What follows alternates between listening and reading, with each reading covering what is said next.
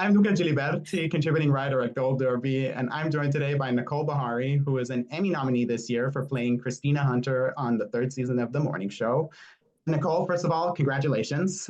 This is Thank your you. first, this is your first career nomination. So how did you learn about the good news, and what does it mean to be recognized for this particular performance? Okay, so this is my first interview about this because I've been actually working. Wow. We're shooting the fourth season as we speak. I was actually, I had like a little bout of COVID and I was in bed after doing like a 16-hour day.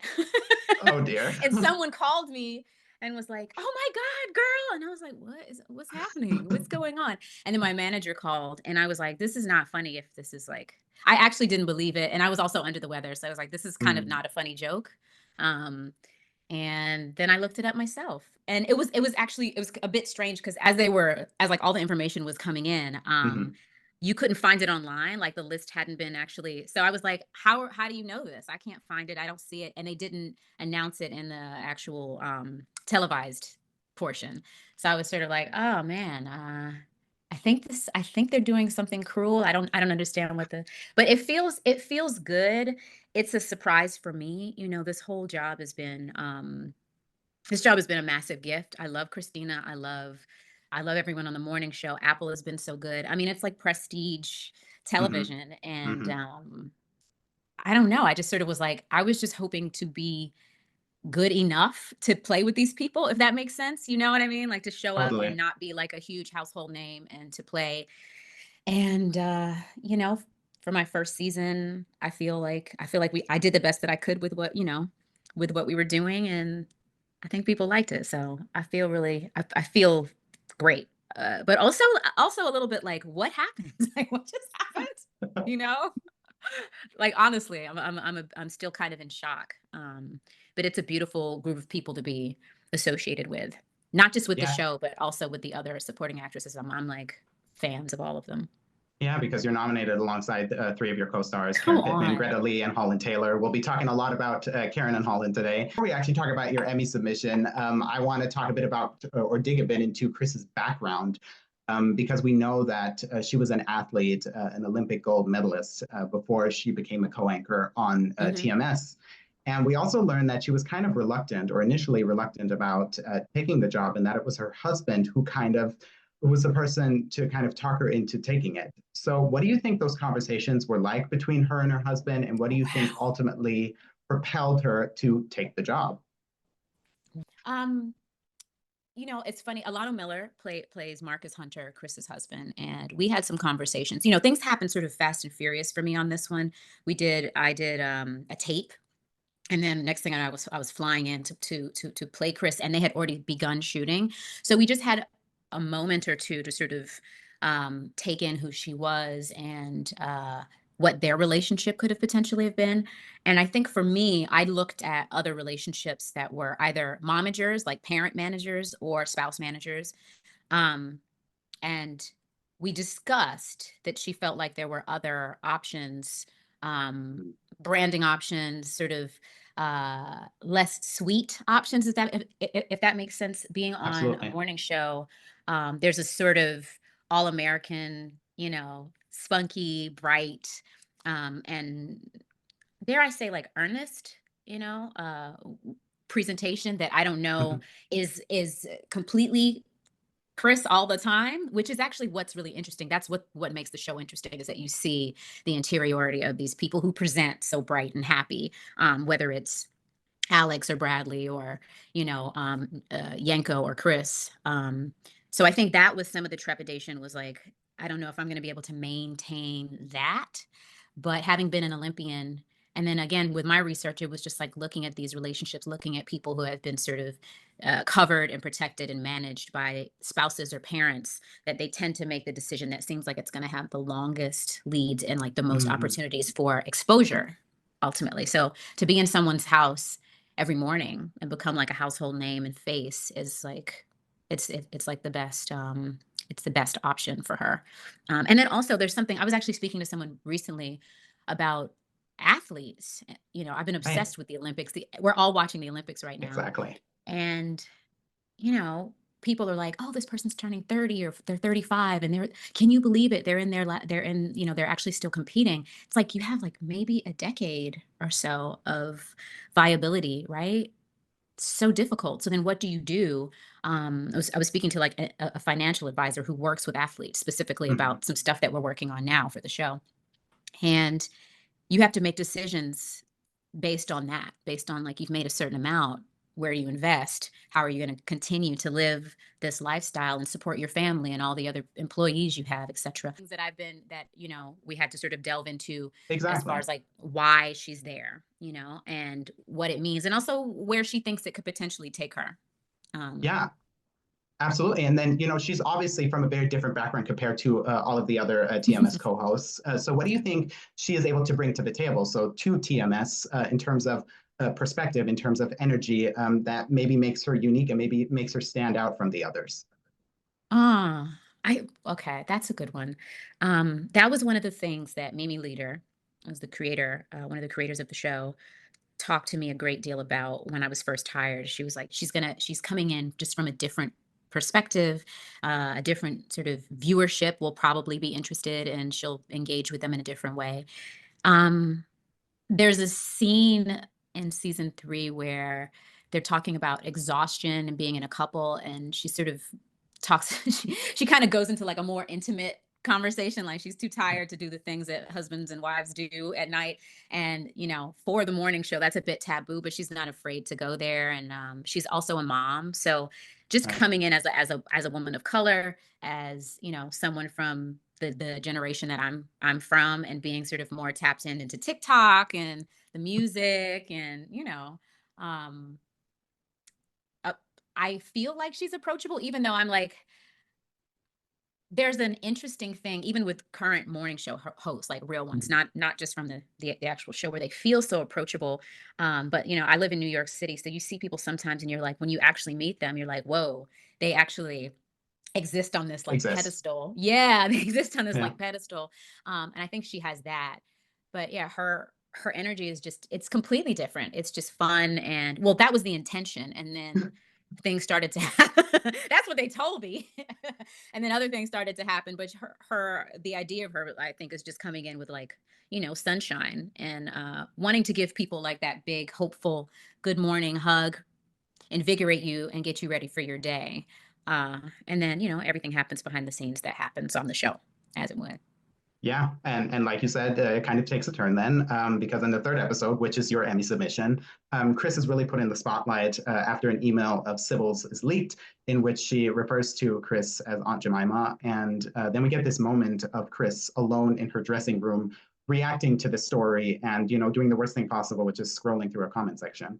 Yeah. And I would be curious to hear from you what was important in terms of how you delivered that scene, because on a show on which emotions are very big and very much on display most of the time, Chris's more restrained reaction kind of stands out. So, what was important to you in terms of what you wanted to communicate in that scene? I like to engage with the material, deeply. I think we all do, right? And see if there's anything there that I have that like maybe they haven't thought of, or I haven't thought of, and especially when you don't have as much to do, if that makes sense, like as a supporting Absolutely. character. um you have to do as much as you can with like moments and things. And so I like to figure out what that is, and some of that was I think improvisation. And because there wasn't a lot of writing about the interiority, I think there were moments where I just tried some things and they let the camera roll, and then they actually ended up making the cut, which is like, that's kind of like an actor's dream, when you're just like, just gonna and you're like, oh, that actually showed me something about her that actually that rang true. I think that happened quite a few times, and I feel very lucky that I'm working with such intelligent people that were like, we're going to use this thing that wasn't necessarily scripted. I think there's a moment where she's like, come on, girl, like getting herself together. And I was like, everything I'm watching, every athlete I see getting themselves together, even if you can't hear right before the Right. race, they're like doing things to get really internal, and like engaging all of their stuff. I was like, that's where she's coming from. She's going to a race. She's going to war in a way. And Yeah, she needs all those parts of herself. But none of that was scripted, and it was just sort of like, oh, we kept that. And it ended up being like a pretty strong moment, I thought, in the episode. So I think I answered your question. I don't know. I think it's absolutely. just a No. matter. Yeah, it's just a matter of like trying to find as much as you can to communicate who this person is, even if it isn't all on the page, or even if it's just implied. I'm try to make it as clear as I can to like support the story. Yeah, absolutely. And a part of the story in this episode that I really liked is everything between Chris and Mia, right? Because Mia gets some flack from her staffers and from Chris, for not doing enough to fix or to fight against the inequalities that are baked in at UVA, at TMS. And there's obviously another layer to the complaints in that Mia herself is a Black woman who, even in her higher position, still has her own battles to fight. So talk a bit about the layers of that exchange between Chris and Mia that we get in this episode, and maybe some of the conversations that you had with Karen Pittman in terms of how you wanted that dynamic to play out. I felt so blessed, honestly, to have Karen to play with. I mean, everyone, but it's like to have Karen to play with in this particular world. She's like highly accomplished stage actress, film, television actress, but she also just brings something to Mia that is like, also when you say restraint, like there's so much happening internally and restraint Right. with her that I feel like Chris actually got to snarl at her a little bit more because they have that sort of Yes. shared ethnicity thing where they're like, where Chris is like, you should be covering this, you should be fighting more. But there's also an understanding that like there's a requirement and a sacrifice in order to sort of climb. We talked a little bit about that. We talked about how Mia might see Chris and how Chris might see Mia, but we didn't go too far into like deciding what that is, if that makes sense. So I Okay. think that that's why when Totally. in the playing of it, I think there's something really interesting when you're working to have different perspectives, if that makes sense. So in the playing of Mhm. it, you're not like, this is the scene and we're going to play it like this and get to this beautiful resolution. I think life is a lot More less like that, complicated. actually. Yeah, it's a Yeah. like, I Yeah. think this is what this person is thinking. We have this shared history and language about a thing. So that part we agree on, but we may not agree on like what's actually happening. And, that's happening all the time in Yeah. workplaces, politics, etc. So, yeah, I think that, I don't know if I fully answered that, but it was just such a No, pleasure absolutely. working with Karen. And she's also, worked in a lot of spaces and sort of been like the only woman of color in some of these spaces. So I think she brings something really powerful to that particular conversation in episode 3. Yeah, I think what you said, they really do have they communicate on a very different level because of their, like you said, their shared ethnicity. And I really like that the show tackles this. I've spoken to Karen Pittman about this scene, and she talked about how she really loved that the show was willing to show that a Black woman can learn more about excavating bias. So I think it's really important that the show went to that place. And I'm really glad that we got this scene in this episode because it feels Yeah, so important. I'm glad that you said that as well. I think the show was brave in so many ways. And that's the foundation of the show, period. Like that's how it started, like just really addressing things that are happening. I didn't see this particular episode sort of coming, and some of these things happen behind the scenes in a lot of different places, and not even just racially. It's Right. happening in all, like there's all sorts of bias and little microaggressions. And I thought it was really brave, and it also forced all of us in like this kind of uncomfortable way to think about how we may be doing that, or how we may also be shouldering that, and how we can show up differently, advocate, or uh, get rid of some of these biases. Yeah. Yeah, absolutely. And then let's talk about the climax of the episode, which is Chris's interview with Sybil on TMS. And I read that you watched a ton of footage in preparation for this scene, and also got some advice from Gail King of CBS Mornings in terms of how a scene like this may or may not play out. So, what were you able to gather from all the research you did and some of the advice that you got, and how did all of that inform how you ultimately approached this scene? So the Gail King conversation actually was at the very beginning of the season for me. It was just sort of Jennifer Aniston. She knows everybody. She's so famous and amazing. So Jennifer Aniston connected me with her, and so that was like my first interview with someone, my first bit of research when I was hired. It was like I get to speak to Gail King, And she took time out of her insane schedule, flying from here and there and there, to, tell me a thing or two that I feel like, I really seeded and have kept with me, even as just an actress, to be honest. But one of the biggest things is like, you have people that you're serving, and everyone's exhausted. Everyone's got all these things going on. But at the end of the day, when you're that person, no one cares. Like, your job is to lift the other people up. So it felt very uncomfortable in episode 3 for it to then be about, because I feel like that was what that was Chris's MO. That, like, I'm here to wake you up, to keep you happy, to keep you laughing, to inform you. And then suddenly it was about her, which isn't her worst nightmare. And I think the interviews that I watched, you could just see the dynamics of, like, historical uh um historical, either pain, things that are unsaid. um you see everyone trying to cover their hurt, uh trying to cover and take care of their their company and make sure that their brand isn't diminished. And I think that that's a part of, to be frank, what Chris was doing. Um, but there is a cathartic element to what happened on the show that I never saw in a lot of interviews, right? Mhm. Interviews where people are actually, like, putting someone on the spot. Oftentimes they use velvet gloves, or they take the pressure off. And in this instance, I think the velvet gloves are there.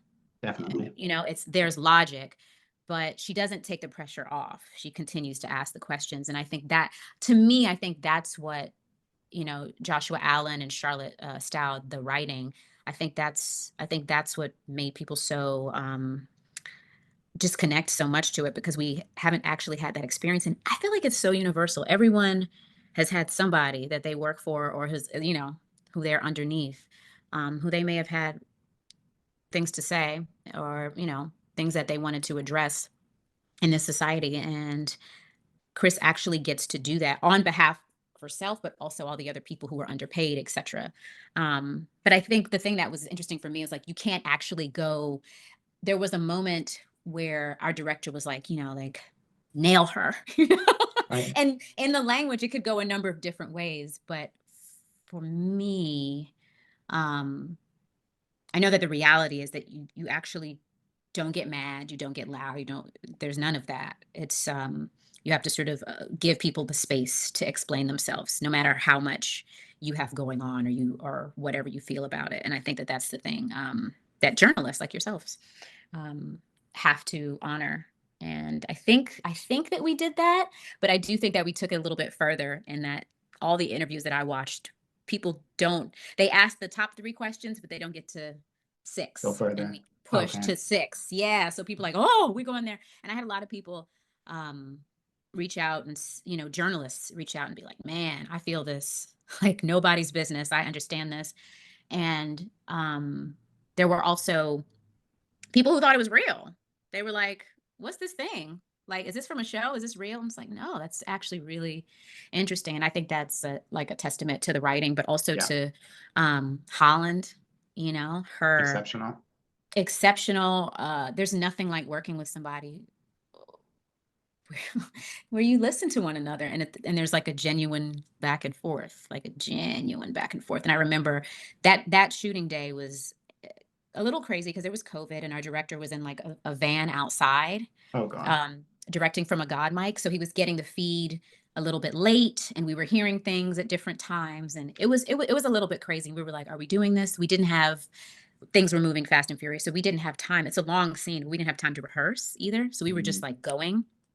Um, and there were moments where she and I, even though we're antagonists in the actual scene, we were working together as actors. We were really trying to find little moments, and oh, I love that there. Right. And I got to work with Holland. She's an icon. So Yeah, and since you mentioned Holland, there's one moment before we have to sadly finish things up oh here, yes, but yes. there's one moment before Chris and Sybil walk onto the stage where Chris basically gives her like this tight-lipped smile. Is that something that was scripted, or is that something you came up with on the day? Because it adds such an important touch to that entire scene. And I think it's so important to kind of intro their interview. I think it was scripted that we both enter and see each other. I don't think anyone directed like make you like do a tight lipped smile, but those things just happen. Again, there's this she has to be very conservative and very careful not to be, too insulting, or even there's a thing too when it comes to like gender and like racism or sexism or like any of that, um where if you lean into the things that people accuse you of, then you are that thing. So it's like you can't be angry even if you have every right, every human right to be angry. It's like I can't be angry, or I can't be too vocal, or so you're, the little curl of a lip is probably all you got. As far But as a moment like that. That's so funny that you would ask about that, because I it's not something I would even notice. I was probably looking like what's going on with my hair, or what, what's happening here. But that entrance, seeing her for the first time, I do remember what that felt like as an actor. mhm. With all the things that we built together, seeing her was very uncomfortable, and even the playing of the scene it was very uncomfortable.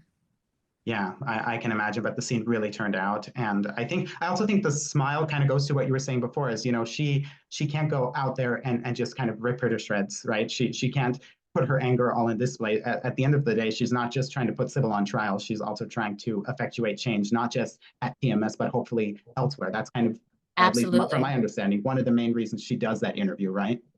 Yeah, absolutely. And I think that informs the way you do it. So it's like you have an actor trying to figure this out, but then you have like an actor playing a person trying to figure out exactly how to do this, who hasn't necessarily done it. She didn't go to journalism school, she so it was interesting to sort of navigate. And yeah, I just got really lucky to work with such a fantastic person. And the stakes were really high, and there are people who have, some of these stories from the morning show are ripped from headlines and ripped from, so these, this thing like has happened, but not but not, it didn't necessarily play out this way in the end. And I think it's nice to be able to embody the part that maybe didn't get to happen. Right. Well, Yeah. and I think that's a perfect note for us to end on, Nicole. Thank you so so much for walking me through Chris and talking about this season. And we can't wait to see more of Chris.